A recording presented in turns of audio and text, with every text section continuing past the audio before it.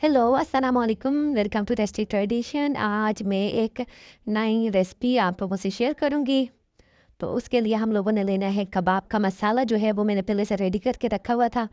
तो फिर हमने इसकी बड़ी सी टिक्कियाँ बनाई और इसको हम लोगों ने क्या करते ना है फ्राई।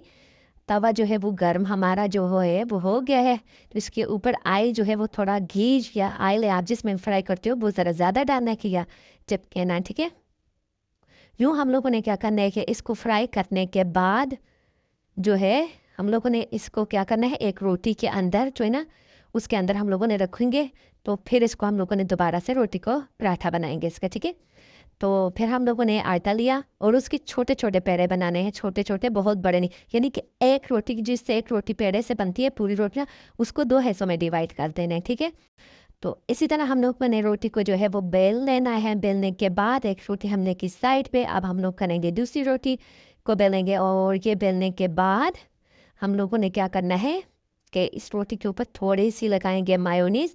मायोनीज़ लगाने से बहुत ही मज़े का, बहुत ज़बरदस्त टेस्ट आता है। आप इसके अंदर मायोनीज़ है, केचप है, चीज़ है, जिस तरह भी आप कोई और चीज़ भी ऐड कर सकते हो, लगा सकते हो।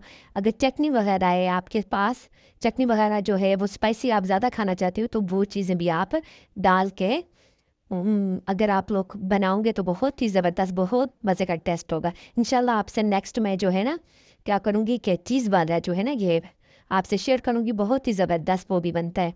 तो इसी तरह कबाब इसके ऊपर रख दिया। अगर बच्चे वगैरह कबाब नहीं खाते तो आप उनको ऐसे पराठा सा बना के जब दोगे, एक तो मायोनीज़ की वजह से और करीमी सा यूनिक सा टेस्ट होता है, तो बच्चे शौक से कबाब भी खा लेंगे।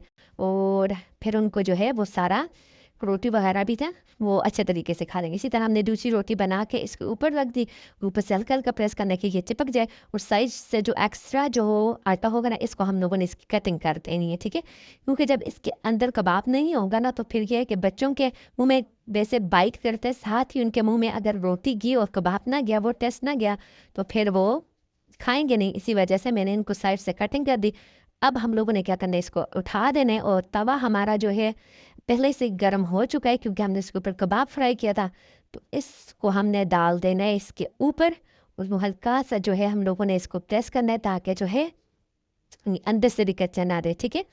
तो ये देखें, जैसे ही हमारा एक साइड से फ्राई होगा तो हम इसको उल्टाएंगे और दूसरे साइड से हम लोगों ने फिर इसको फ्राई कर देना है।